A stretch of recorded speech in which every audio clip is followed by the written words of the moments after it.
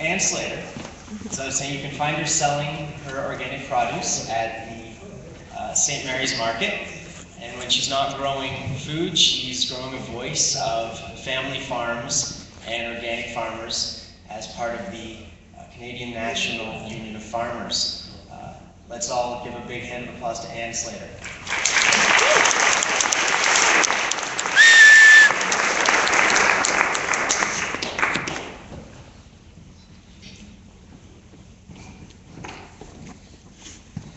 Thank you. Right, it's a big crowd here. I'm not used to such big crowds. Next week I'm going to the Tavistock Horticultural Society. I'm betting it's smaller. To talk about GMOs. So same topic, different crowd.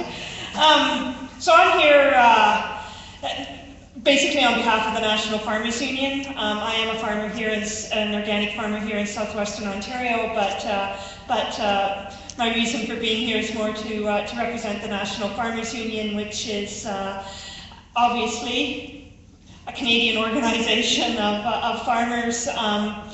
And I will say that many of our members, we're a general farm organization, many of our members grow GMO crops. Many of our members are organic farmers who don't grow GMO crops, so you know, we cross a lot of sort of sectors of agriculture within the National Farmers Union. And maybe if you caught earlier, you heard that I'm the Vice President of Policy, which may explain why I'm starting here in talking a little bit about Canada's agricultural policy before I flip into GMOs. So just a little bit of history here. In 1969, the federal government had a task force that produced a report on agriculture titled Canadian Agriculture in the 70s. And in that report, they said the primary worldwide force causing change in agriculture is technological development, which will continue to increase dramatically the production per man-hour and unit of land. I obviously thought only men were working on the land, but leave that aside. The same 1969 report recommended that 1/2 to 2/3 of Canadian farmers be moved out of agriculture. So they wanted us gone, they wanted fewer farmers, larger farms. We can come up with lots of reasons for that. Anyway, and moving on to the year 2000, this time we've got the Ontario Ministry of Agriculture and Food with a discussion paper on intensive agriculture operations in Ontario that said, to remain competitive, farmers must evolve, adopt new, more efficient production methods, continually look for new efficiencies, whether in the form of economies of scale, new technology, or vertically integrated operations. And then just to continue on a little bit here, in 2004, the National Farmers Union Women's Program held a workshop in Guelph. It was part of a national project that the women of the NFU are undertaking to create a vision of what we as women farmers would like to see as sort of Canada's food and agricultural policy. And I'll always remember, he'll never be forgotten, the gentleman they sent from Ag Canada to give us an overview of Canada's food policy. And he put a picture up there on the screen, and it was a picture from Brazil.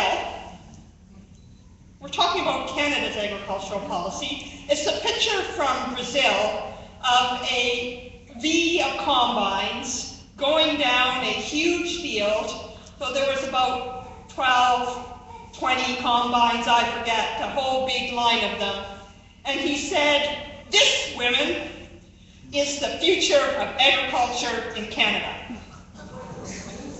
So, you know, just along the line there, fewer farmers, larger farms, bigger, technology.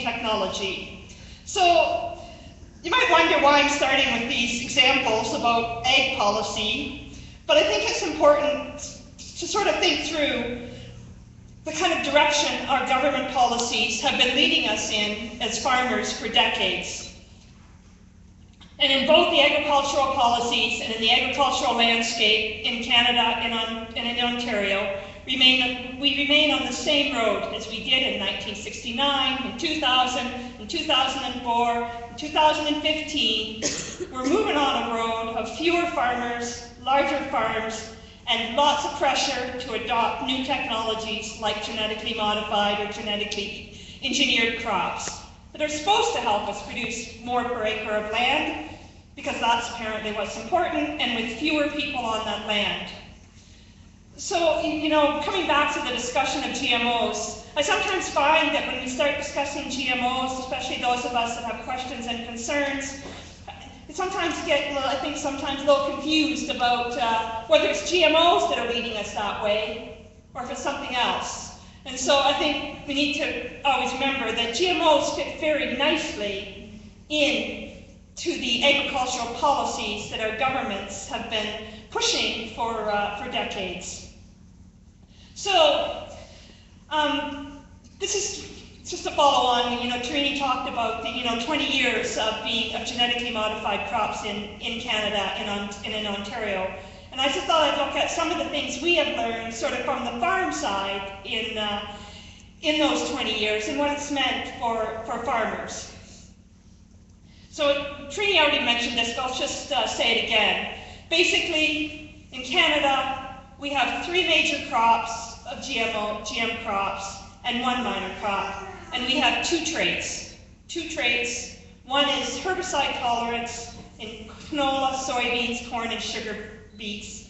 We often call that, talk about Roundup ready crops, because the basic herbicide tolerance is glyphosate tolerance. Glyphosate is a herbicide, and it's the generic name for Roundup.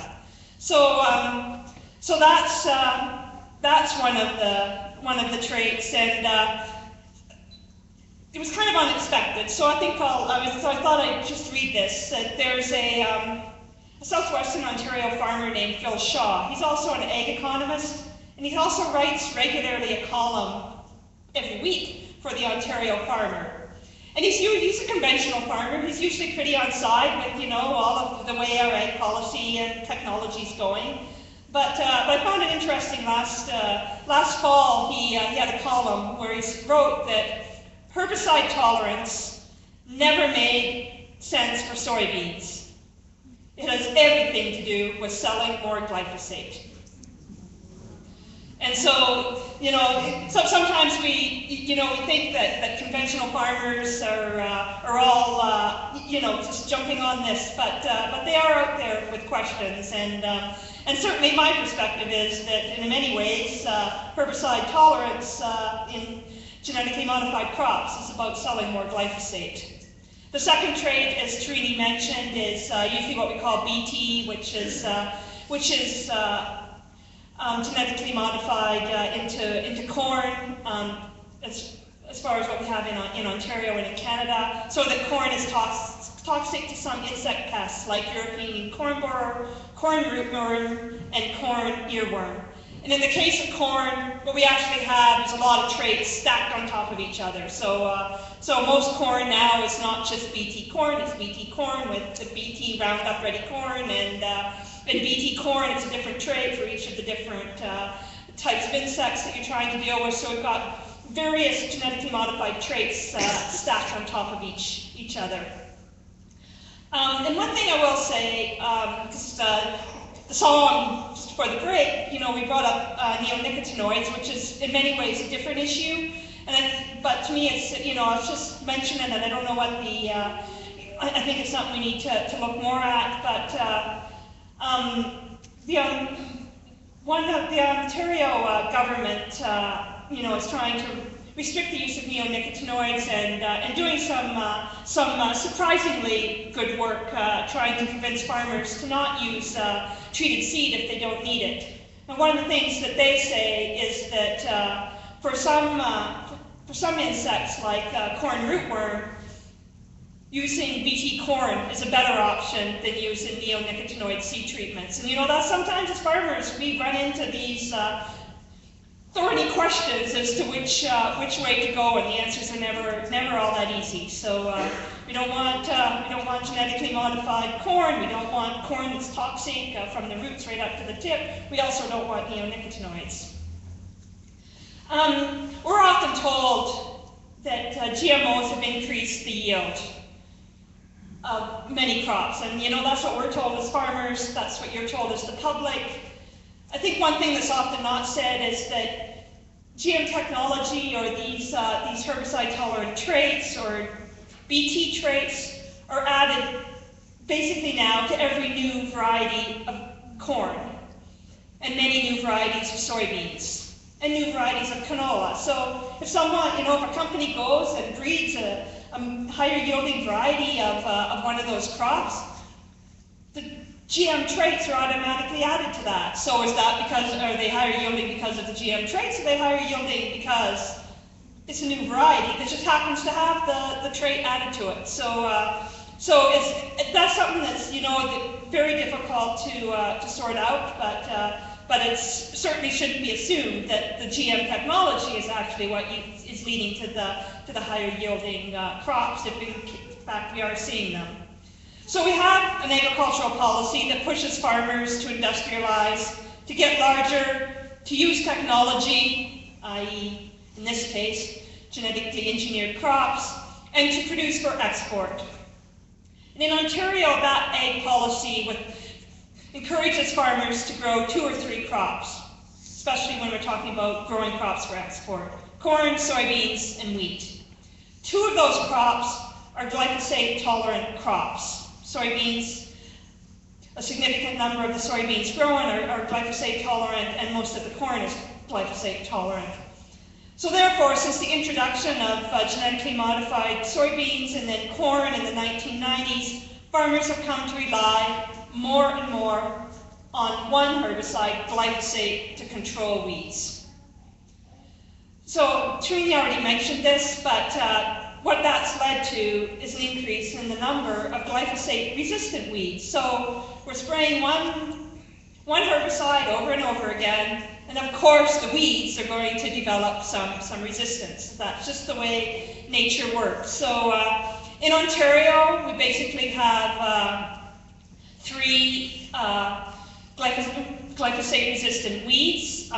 These are fairly recent, and they are worrying farmers. They are worrying farmers that grow GM crops. They're worrying all farmers because once they start, they keep spreading. So the glyphosate-resistant weeds we have in Ontario are giant ragweed, which was first seen in 2008, and as of February 2014 had spread to 7 counties. Now it's not likely, it may not spread to right across the province because it doesn't grow well in all of the province. The second glyphosate-resistant weed we have in Ontario is Canada fleabane, which was first seen in 2010. So, 2 years later than the giant ragweed, and as of February 2014 had spread to 12 counties in Ontario. And they're not, most of those counties here in the southwest all have glyphosate-resistant Canada fleabane, but it's showing up in other counties as well. And there's also, I don't have any information on how much it's spread, but it's quite a scary one because we have identified in Ontario in 2011 the first case of glyphosate-resistant common ragweed, which grows right across the province. So when we get resistant weeds, what are the options for us as farmers to deal with those? Well, the ecological approach, or the organic approach, one of those would be longer rotations with more crops so that you can have more chances to deal with weeds. Another option would be timely tillage. That's one of the ways to deal with Canada fleabane. The industry approach is what we call tank mixes. Tank mixes of various herbicides. So instead of just putting on one herbicide, which causes problems, now just throw in a bunch more. That may cause problems down the road too. Or better yet, industry says, well, why don't we just stack varieties with more, so they're resistant to more than one herbicide. So now we've got, Canada was the first country to approve corn and soybeans that are tolerant to both glyphosate and 2,4-D. And if you know anything about 2,4-D, we tended to move away from that a number of years ago because it has some significant and documented human health impacts. But to deal with the glyphosate-resistant weeds, now we're going to bring back 2,4-D. That's Dow Chemicals. They have the endless series of crops, and that's their answer: glyphosate and 2,4-D resistant crops, or tolerant crops. The second sort of stacking of herbicides is Monsanto has what they call the extended crop system, which has corn and soybeans that are both glyphosate and dicamba, which is another herbicide tolerance, so that you can use both of those. So you've got glyphosate resistance, the dicamba will hopefully take care of that. And again, that's back to an older herbicide, one that we moved away from, partly because it's got a known tendency to drift. Now, of course, they've said they've cleaned up that problem. It's not going to do that anymore. But again, Canada's the first country to approve the glyphosate and dicamba stack traits.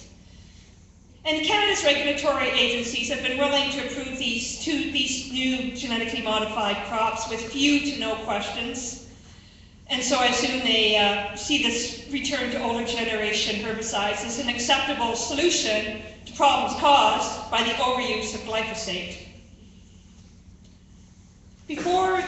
But the US government at least asked questions before they approved 2,4-D resistant tolerance in corn and soybeans. They asked questions about how that's going to increase the use of 2,4-D.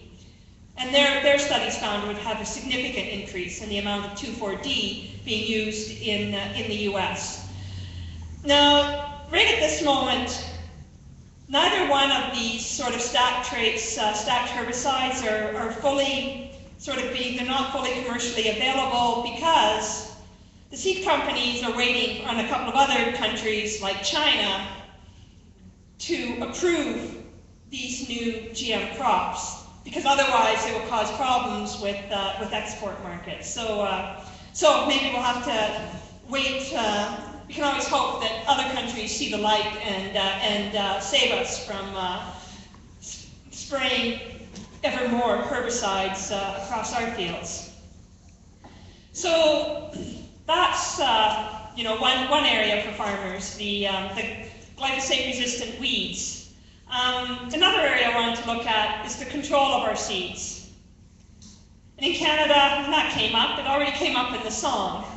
In Canada, we have agricultural policies that are being put in place that increasingly hand multinational seed companies more and more control over our seeds, especially the seeds for major cash crops: corn, soybeans, wheat, canola, because these are crops that are planted over large acreages and therefore have the most potential for profit for seed companies. And there are a number of mechanisms which are being used by multinational seed companies to gain control over seeds. I'll come back to one of those in a little bit that relates to Bill C-18. But one of the mechanisms that is used to gain control over seeds is patents on GM seeds. So in the US, you can patent plants. We can't do that in Canada. We can't patent plants, but you can get a patent on gene sequences. And the genetically modified traits like herbicide tolerance or gene sequences that can be patented. So once you put a patent on those gene sequences, the seeds become the property of the patent holder. They're owned by the patent holder. And patent holders can restrict or put conditions on the use of their patents. For example, they can place a condition that farmers cannot save or replant seeds which carries their patent or their invention. Or they can charge farmers extra for the use of their invention. The patent, the gene sequence for herbicide tolerance within their seed. And I'm sure most of you have heard of Percy Smizer, know a little bit about Percy's case. He's a farmer out west who grew canola, had been growing canola for years, for decades, had been saving his own seed. The only problem is canola is wind and insect pollinated, and the pollen from canola can travel fairly readily over a few kilometers.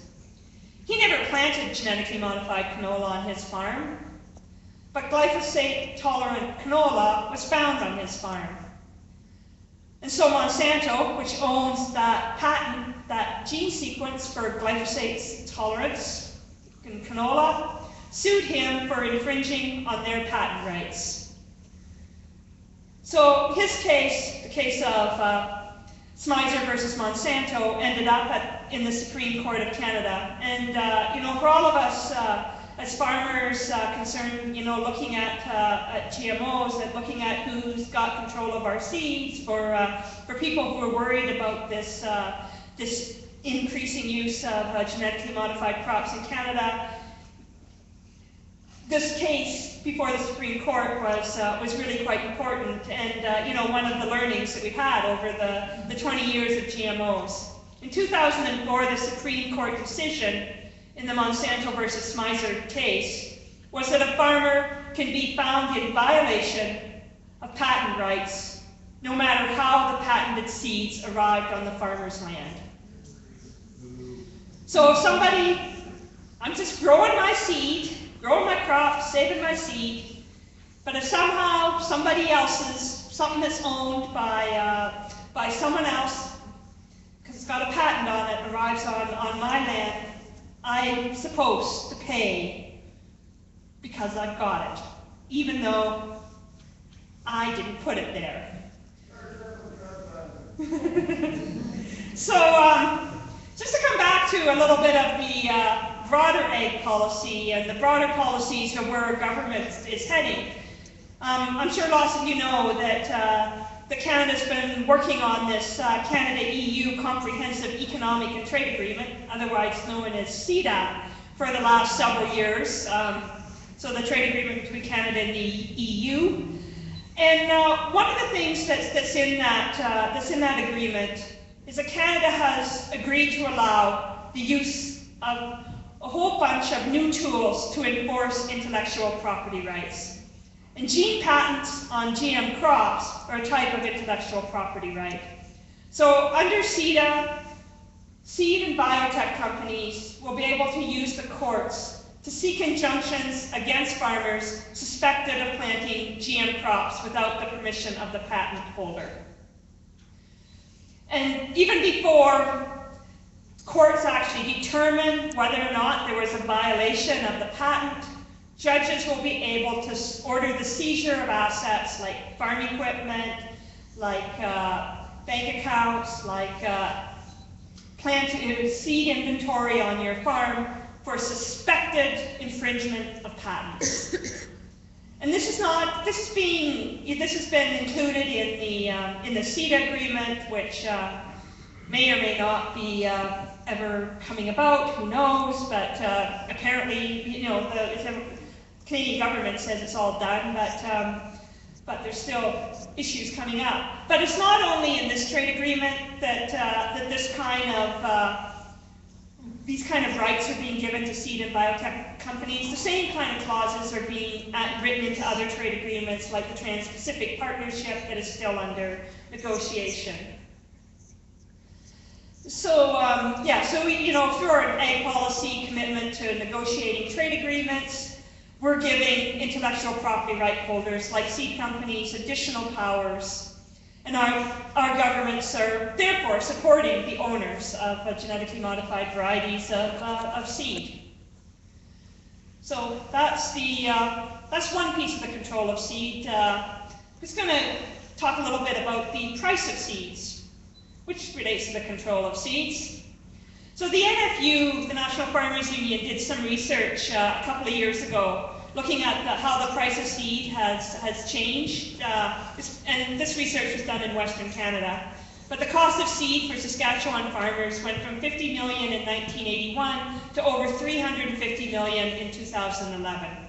the sevenfold increase in the price of seed overall. But the rate of increase wasn't steady over that time. It was sort of a gradual increase for the first 10 years or so, from 1981 to 1991, and then the price accelerated. And the increase in seed costs is due in part to a rise in seed prices, but it's also due to a shift towards purchasing seed every year, as farmers are sort of pushed away from using farm-safe seed to the purchase, especially of gene-patented canola seed. So we looked a little, the NFU looked a little closer at seed costs for wheat, barley, and canola in Alberta between 1994 and 2011. And what we found was that the seed costs for wheat and barley tended to rise a little, but remained fairly steady. So at that point, and still now, wheat and barley are crops where farmers are mostly using farm-safe seed. So they're using their own seed that helps to keep the price of seed down, because if it gets too expensive, farmers are just going to go back and save their own. But the price of canola seed rose steadily between 1994 and 2011. And now, over 90% of canola is patented GM canola. And since it's a patented gene, farmers cannot save the seed for canola without the permission of the seed company, which of course seed companies aren't going to give them. Therefore, seed companies have a captive market and are able to force farmers to pay for seed every year if they want to grow canola, and they're forced to pay the price that companies are asking for. So just back to that. So I was going to come back a little bit to Bill C-18 and the control of seed. So the federal government right now is in the sort of finalizing Bill C-18, which, if anyone doesn't know, it's an omnibus agricultural bill that was introduced in December 2013, and it's been sort of working its way through the legislative system. But it brings in changes to a number. It's an omnibus bill, changes a number of agricultural acts at the same time. But two acts of importance that it changes are the Plant Breeders' Rights Act and the Seeds Act.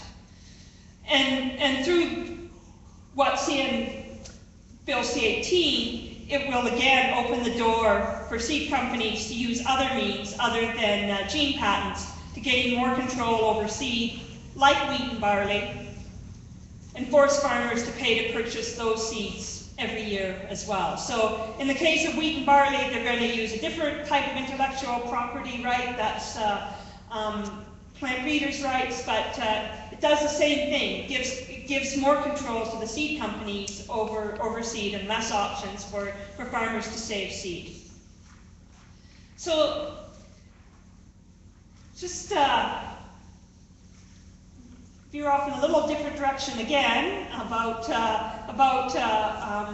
how genetically modified crops end up affecting farmers. And I think for all organic farmers and for all organic consumers, one of the things we all know is that organic farmers in Canada, very quickly after the introduction of genetically modified canola, lost the option of growing organic canola in Canada, except for in a very few isolated places. You know, as I said, I'm talking about Percy Smiser, canola is pollinated by both wind and insects, and so that allows the pollen to be carried over. It's fairly light pollen, so it moves easily over a large area. GM canola was first approved in 1995 and in full commercial release in Canada in 1998. By 2001, 3 years later, 80% of the canola grown in Canada was genetically modified, and very quickly the Canadian sort of canola seed stock all started to contain genetically modified canola. So even if farmers were seed growers were trying to grow non-GM canola, the contamination just went through the whole seed stock. So as Trini said, organic production does not allow the use of GMOs at all. Organic canola was a fairly common crop in the rotation on organic farms in Western Canada prior to the introduction of GM canola, but due to the contamination of both crops in the field and seed stock, organic farmers had to quit growing canola in Canada soon after the introduction of herbicide-tolerant, genetically modified canola. In 2002, Saskatchewan organic farmers initiated a legal action to try and get compensation for losses due to the contamination of their crops, fields, and seed by GM canola. The case was not heard in court because the Saskatchewan refused to declare it a class action suit, and in 2007, the Supreme Court of Canada refused to consider the case. So organic farmers sort of paid the price on that one. In Ontario, let's come back to Ontario. The two major genetically modified crops, I think as we already know, are corn and soybeans. Like canola, corn's a wind-pollinated crop, but the pollen doesn't travel as far as canola pollen. It's heavier and it doesn't really get carried around by insects, so it doesn't move as far. And there has been, over recent years, because there's been an increased interest in, especially in processed organic food, the market for organic corn has been increasing. And for organic farmers, keeping organic corn free of genetic contamination is a challenge. And it's a challenge that organic farmers are forced to work around. They have to figure out a way to protect their crop rather than having the growers of genetically modified corn sort of keep their pollen away from organic corn. So, and the buffer from a field of genetically modified corn to a field of organic corn is quite a challenge because it's 500 or 600 meters, which makes it really difficult for smaller farmers to sort of use a buffer to protect from genetic contamination. So often what organic farmers will try is to plant varieties that flower at a different time than neighboring GM plants in the hope that they can a time separation will keep the organic corn crop free of genetic contamination. And I did want to mention soybeans. Soybeans are a self-pollinating crop. And Canada, or Ontario has, even conventional Ontario farmers, not organic farmers, but conventional farmers, who have been for a long time now growing some identity preserved beans for specific markets, and one of those markets is Japan, another market is Europe, where they're growing specific varieties for those markets, and those markets tend also to require non-GMO soybeans. So because soybeans are self-pollinating and the contamination is much less likely to happen in the field, we have been able in Ontario to grow both GM soybeans and non-GM soybeans quite easily, as long as everyone in the whole chain, which has happened, commitment from farmers to buyers to shippers, to make sure that the two GM soybeans are kept completely separate from non-GM soybeans, whether those be organic soybeans or whether those be soybeans for specific non-GM markets. So because of the biology of soybeans, and I think because these are important export markets, that separation has been able to be kept. So don't want to go on too much longer here, but I wanted to touch a little bit on regulation of GM crops. Genetically modified crops or GM crops are regulated at the federal level by the Canadian Food Inspection Agency and by Health Canada. They're considered plants with novel traits. In the case CFIA, Canadian Food Inspection Agency, assesses the environmental safety of GM plants based on the potential for the plant to become a weed, its impact on biodiversity. If it decides that there's a minimal risk, then it will approve the GM crop. And before a genetically modified variety or crop can be sold commercially, the variety must be registered through the Variety Registration Office of CFIA under Canada's Seed Act. So that's another federal piece of regulation. Provinces have no role in the commercialization or regulation of GM crops. But in 2013, 2 NFU members submitted an application to the Environmental Commissioner of Ontario asking for an Ontario environmental assessment of GM alfalfa. Basically because there was nothing we could do at the federal, they looked and they said, there's nothing we can do at the federal level to try and get this stopped. Let's see if we can get Ontario, which has an environmental assessment, which looks at things like economic impact and social impact. Let's see if we can get them to take a look. The Ministry of Environment chose not to follow up on this request, but in his 2014 report, Gord Miller, who's Ontario's environmental commissioner, raised some key concerns related to the assessment of GM crops. I'm just going to quote a little bit from what he said. The applicants raised several valid issues that clearly fall outside the scope of the narrow federal safety assessment. Issues related to sustainable and organic agriculture, increased herbicide use, and related social and economic effects play no role in the federal approval process for GE crops. These important environmental and socio-economic concerns should not be ignored by the Ontario government. The applicants also voiced concerns regarding the lack of transparency and public participation in the federal approval process.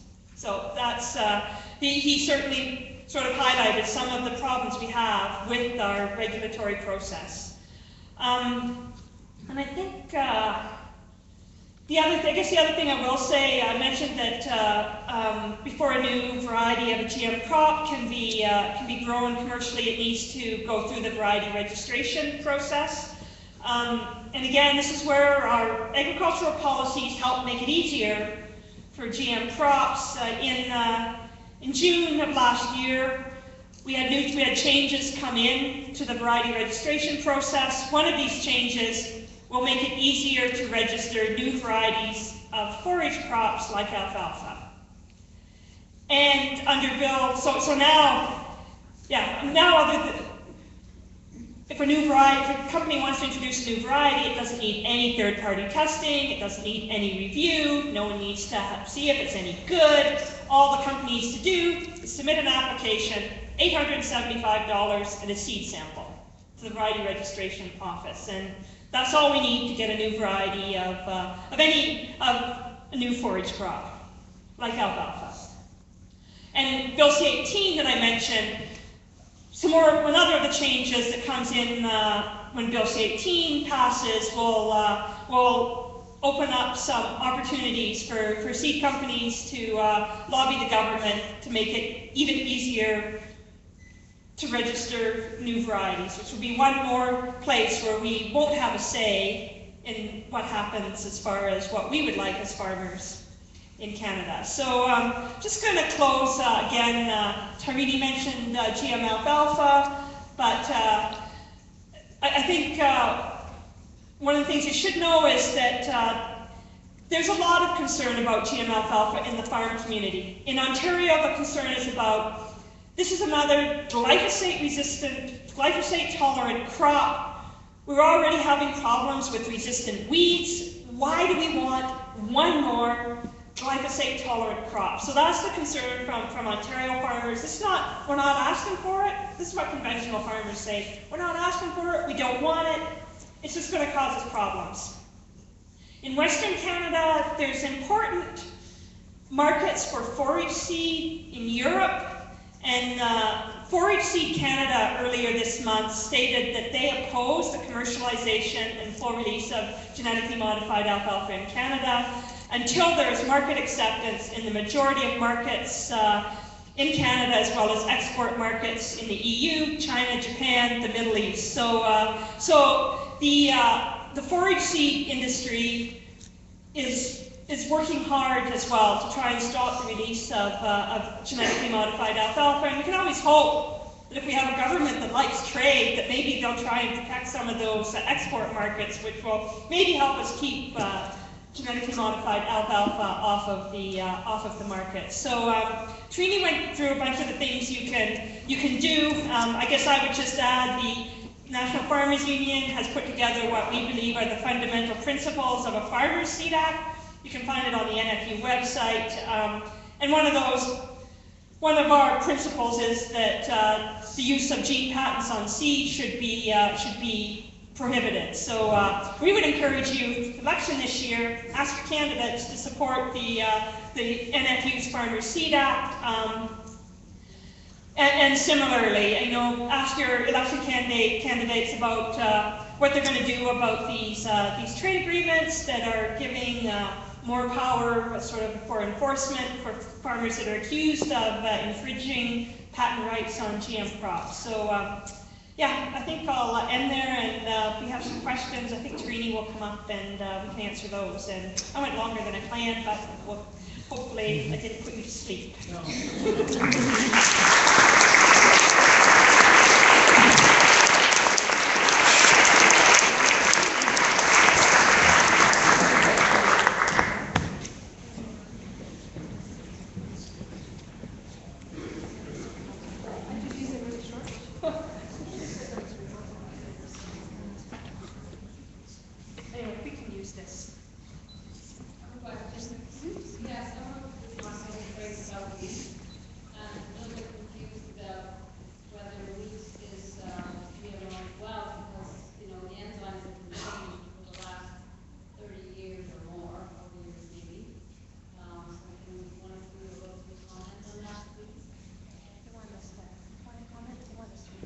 That was a question about whether or not there is, because there's some confusion about GMO wheat and whether or not, because the enzymes have been changed. So, do you want to answer this? So, there is no GM wheat. There are varieties of GM wheat that are currently in various stages of a research and development pipeline, but there's no commercialized GM wheat on the market. In fact, there was in 2004. Huge pressure to have GM wheat be introduced in Canada, but farmers, especially in the prairies, were really very opposed to it and very worried about what that would mean for export markets and other concerns. And because of their pressure, GM wheat was actually kept off the market. There's renewed sort of industry pressure now to bring it back, and of course farmers are still very concerned about it. As far as your point about the enzymes being changed, there are other processes that have, of course, modified plants over the years. So, but those are conventional agriculture methods. Those would be like hybridization or crossbreeding, but there's no actual transgenic GM wheat on the market.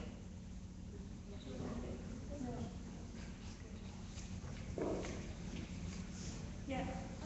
Going back to genetically modified alfalfa, given that there's waiting on various trade agreements before they start producing it, that has to mean that somewhere for seed, it's being grown, right? So where's it being grown and where's it being stored in the meantime? So this is a question about genetically modified alfalfa, and that since it could be grown at some time, that must mean that there's a seed around being stored. So Roundup Ready alfalfa is being grown in the U.S. So so there's seed down there that's available, and I wouldn't say that it's waiting on trade agreements. What I would say is that so far, and I think this, I think it's important when we have sort of more conventional agriculture, and in this case on genetically modified alfalfa, we have more conventional agriculture saying we don't need this, we don't want this, because as I said, in Ontario we don't need more glyphosate tolerant crops. In the West, they're saying we need to keep these export markets for seed. So I think we have the government's not helping us on this. It's industry so far that's seeing a lot of pushback as to why the farmers don't and the seed growers don't want genetically modified alfalfa released, because so it's the pushback from farmers that's pushing the industry not to allow this full commercial release. But the seed is being grown in the States, so it's not very far for it to come up. Yeah, and totally to answer that question, but I realized I was actually going to mention just the background. So for those of you who haven't heard about this before, Roundup Ready alfalfa, the big risk with it, or the big worry for farmers, is that there's a very, very high chance that it will contaminate non-GM alfalfa. And as Anna mentioned, that's partly because of the biology of the plant. So alfalfa is pollinated by insects, and it's pollinated by bees that can travel very far. So that's sort of the basis of why farmers, both organic and conventional, are so worried about it. Because if GM alfalfa is introduced in any part of Canada, the chances of being able to keep that GM alfalfa segregated from non-GM alfalfa is very, very slim. And alfalfa seed is also tiny, so that makes it even harder to keep seed stock separate. So that's just a little bit of the context. Yeah. So how would you go backwards, or how would we go backwards if, like you're saying, with alfalfa, you don't have that, with canola, so that's over 80%. How can we go backwards?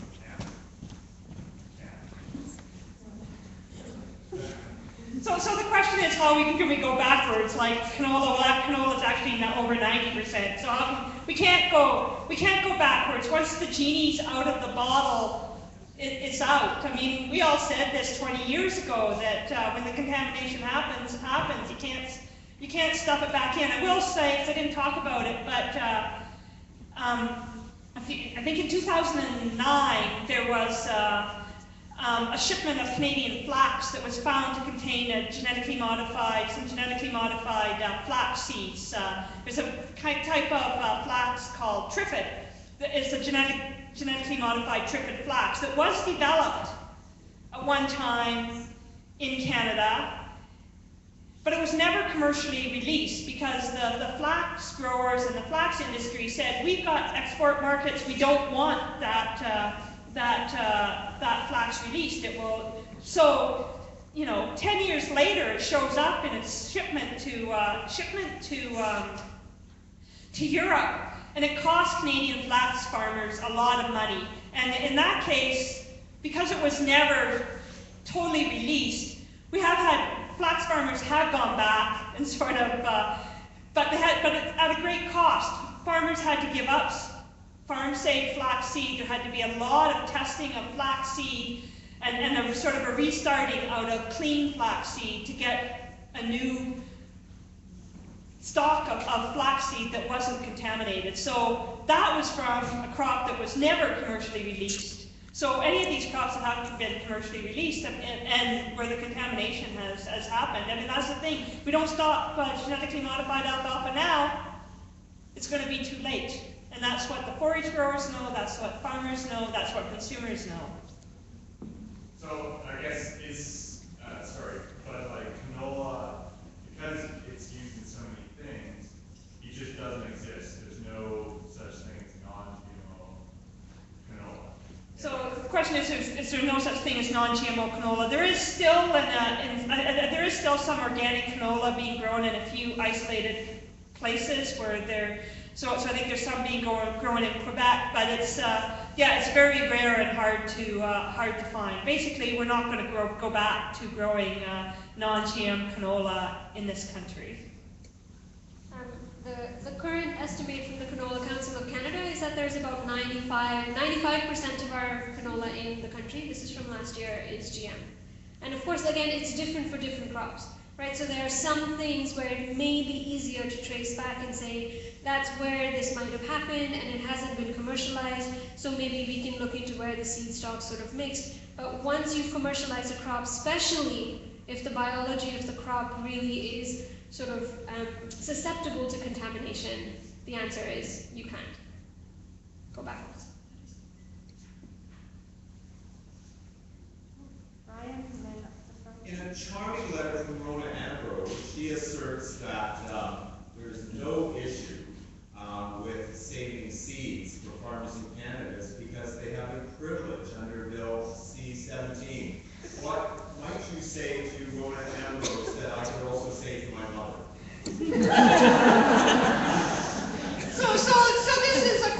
that's not so totally related to GMOs, but it's a question about Bill C-18 and the privilege that Bill C-18 gives the farmers to save their own seed.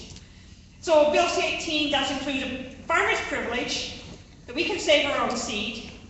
Last time I checked, a privilege was something you got if you behaved, and if you didn't, it could be taken away. And in fact, Bill C-18 gives farmers a privilege in Section 5, and in Section 50 of Bill C-18, the Cabinet is allowed to make regulations to remove entire crop kinds, to put restrictions on, to remove varieties from the farmer's privilege. So, given in the large print, taken away in the small print.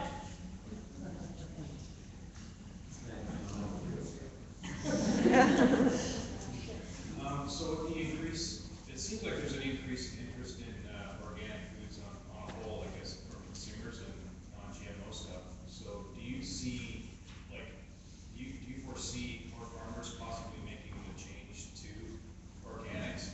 And from their end of it, like, just because they're so controlled by seed companies and the government, do you see maybe a trend in them go back to organics or at all, or are there more farms? So the question is, with the interest in organic farming and the organic food, is there likely to be a trend of more farmers moving towards organic? There's not a big change happening. We're not seeing a big upswing in the number of organic farmers. The marketing campaign from the chemicals industry, from the seed industry, is out there all the time in our faces. They've got money.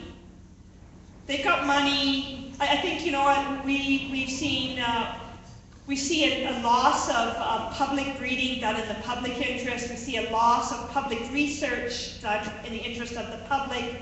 We see a loss in public extension people. So, you know, I always thought government extension people didn't pay enough attention to organic, but at least they weren't working for the seed and the chemical companies. And so with that loss of public support for agriculture, you end up with a lot of that being filled by the chemical companies, by the seed companies, which again works against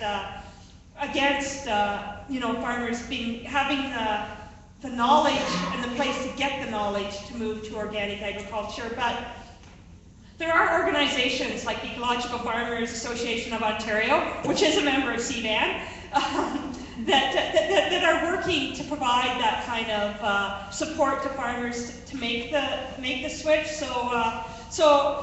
And you know, I think within the National Farmers Unions, you know, as I said, we've got lots of farmers who are growing GM crops, and lots of them know that they're being scammed. But again, it's really, you know, it's being able to have the support to make that switch. So lots of farmers, just because they're growing GM crops, doesn't always mean that they're just doing it blindly. They're doing it because that's how they can get the variety that grows best on their farm, or they're doing it because it makes sense within their operation. But they'd like to not be so controlled. Is there a question at the back somewhere?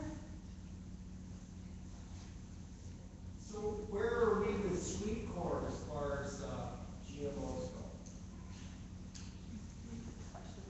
go? So the question was where we are with sweet corn. Is there new GM sweet corn? So as some of you might have heard, a couple of years ago, there was a little bit of attention to trying to figure out whether any of our sweet corn in Canada is genetically modified or not. It's a great question. It's a hard question to get an answer on. Again, partly because we don't track exactly how much sweet corn or any crop is genetically modified or not. So we do know from the companies that develop these GM sweet corn varieties that some of them were put on the market in 2011. We don't know how much. We do know that in 2013, Some of it was in Canada. We don't know how much.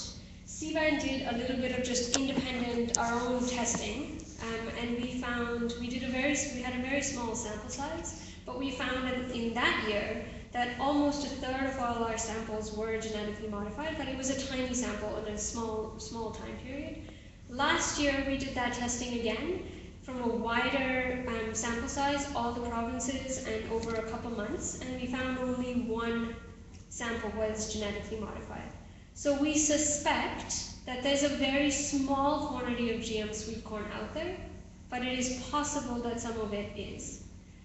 There's one industry estimate that just came out last week that said that about 1,000 hectares of GM sweet corn are being grown in Canada and the US together, but we don't know how much of that is on which side of the border.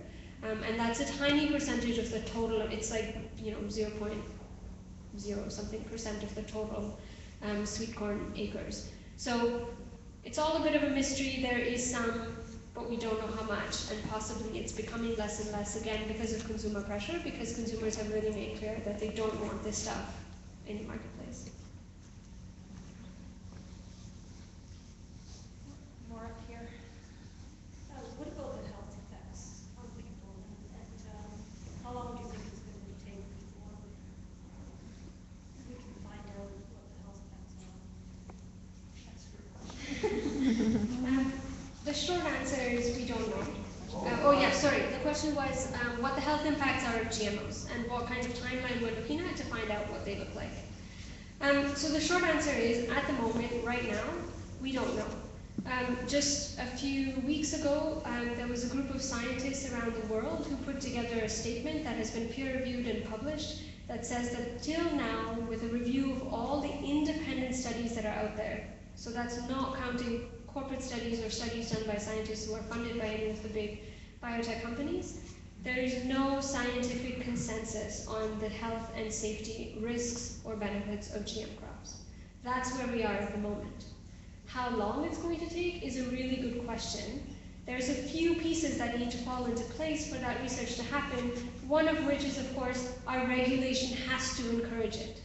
Right? Until our regulation doesn't need some basic health and safety data that comes not from a company source, right? Like we cannot be approving crops on the basis of the safety data put forward by the company who's requesting the approval.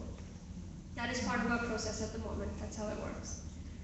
So partly because of that, there is no sort of push for any independent science to actually be happening. And of course, then there's other barriers, right? It's hard to find funding, these projects are big. There are one or two studies that are initial preliminary studies that are showing that there's a really good reason to look into these topics more, that there's possible concern.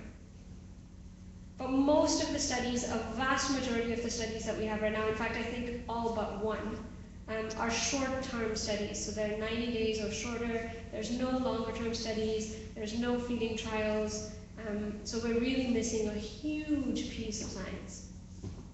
And I sadly don't have an answer to when we're going to get it. There was another couple hands at the back that weren't right on there. So why don't we do the studies on the animals that have already been eating instead of waiting for human studies? So we do have some feeding trials that have been done on rats, but What about pigs and cows? well, part of the problem is that we could do studies on other species, but part of the problem is that the way the scientific protocols work is studying those animals don't give us parallels on how the human body works. And that is, of course, one of the reasons that rats are used only as an initial study. But like I mentioned earlier, part of the problem of monitoring GM health effects in humans is that we don't have labeling. So actually, we could be thinking about what health effects might be correlated to GM crops in human societies, but we don't have labeling. We've been eating this stuff for 20 years, but there has been no long-term health impact studies because we don't track where those GM foods are going when they're coming into our bodies. They're going in us. Most of the livestock that's eating GM crops doesn't live as long as a human. Same as rats. just for time-wise, maybe if there's one more question. So Is there someone in the last row? There's who time would for like to one write more since the question. beginning? Sorry, Robert. I'm just wondering, why hasn't the case of Percy Schmeiser served as more of a wake-up call to the agricultural community and the public at large of the monopoly that Monsanto has in feedstock? And why are people outraged over this? Well, I can speak for the agricultural community. What a case like that does is make it really, it scares people off from challenging the seed companies because it puts them at risk of being sued and of losing their farms. And so it's, it's kind of a litigation chill. We know what you look at the court case and what the Supreme Court decided, and it said it didn't matter how that seed got there, the farmer was liable because it was there. It gave the power to the seed company, and if that's what the Supreme Court says, we haven't got a lot of other places to go. If I could just add a couple of things. One is that process is very expensive, right? It's a lot of resources, time and money and energy, and so part of the litigation too is this worry that the process won't lead to good results. But the other part is, if the chances of it leading to good results are so slim, it's very hard to commit those resources, especially to an agricultural community that doesn't have a lot of resources to begin with. But on the flip side, to answer the other piece of your question, I think it has served as maybe not as enough to create change, because we don't quite know how to make that change happen, but it has created that outrage. That case and others like it, other cases in Canada and other places in the world, they have really led to both farmer and huge consumer sort of outrage, as you said. Think about the last year and all the movements against GMOs, against corporate control, in support of farmers, local food, organic food. I think it's all coming from that root, and it really is building as we start to see more of how these pieces of the puzzle come together. That was an unusually happy note to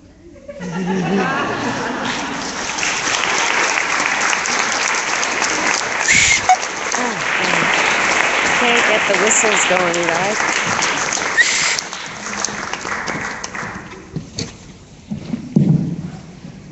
Thank you very much, Anne and Tarini, for taking the time to talk to us and answer our questions. And thank you to everyone that came out tonight and our previous nights. We had a fantastic time putting on these events. We were so thrilled to be able to do it for everyone.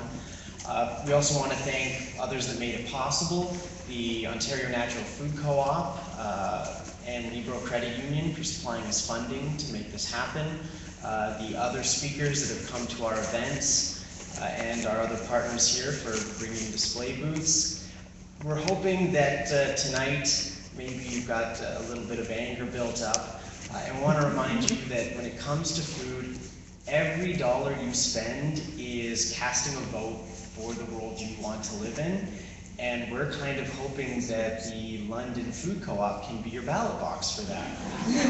If you haven't checked us out already, please come by and see what we're all about. You can find us on Facebook and Twitter, and before you go, grab one of our little cards. It's got some great information about the organization. We are pretty much wrapped up now on our speaker series.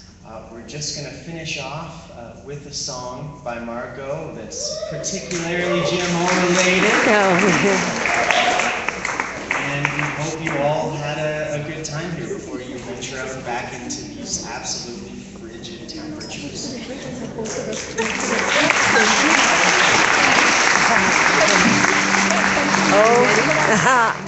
I'm always ready, Margot.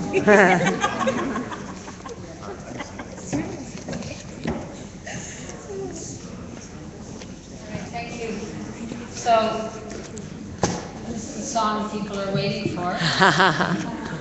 Woo, Margot! Yeah!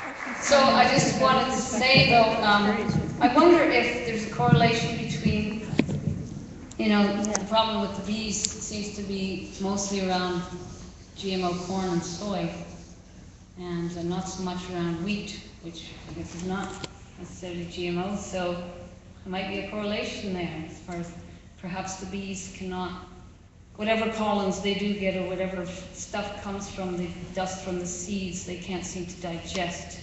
And maybe it's partly the neonics and partly because the products are GMOs, but that's just my unscientific opinion. Just wanted to say that Monsanto is a Hispanic word which actually means my saint. So that's another spin on when the saints come marching in. Maybe we'll go marching out, like out on the streets, and say, "Bite me, Monsanto, well I was born to raise a fuss. Bite me, Monsanto, you ain't heard the last of us." Ready? Bite me, Monsanto, we were born to raise a fuss. Bite me, Monsanto, you ain't heard the last of us. You're probably wishing we would go away, but today was such a very nice day, and we're just here to say we're not afraid of you. Oh, we're not afraid of you. Oh, we're not afraid of you. So we sing, bite me, Monsanto. We were born to raise a fuss. Bite me, Monsanto. You ain't heard the last of us.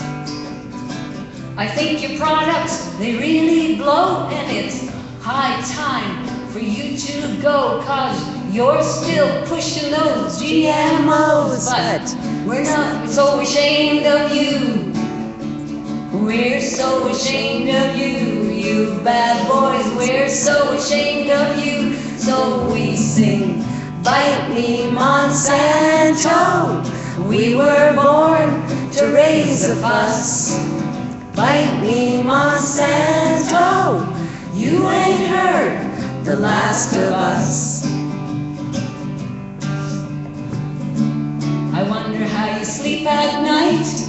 Roundup kills my appetite.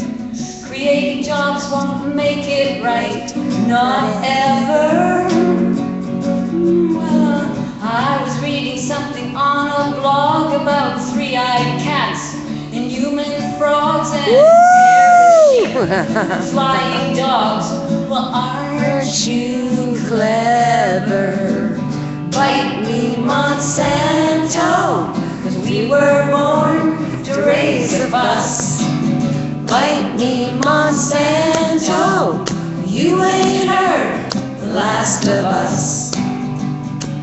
Yes, I'm talking about frankenfood that puts me in a very strange mood, and your philosophy is uber rude. We want no part of this. Well, I don't eat frankenfish.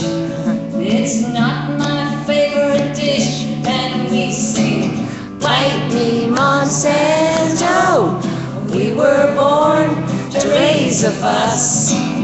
Bite me, Monsanto, you ain't heard the last of us.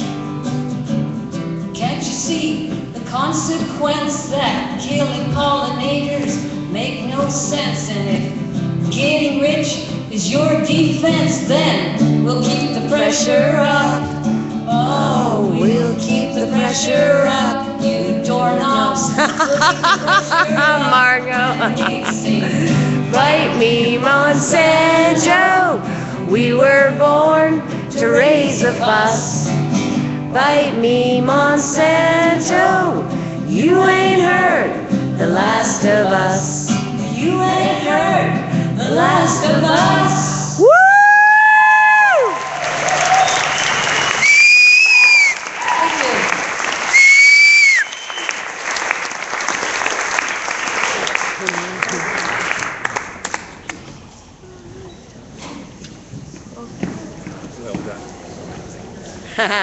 Go Margo! My biggest fan here. Absolutely, absolutely.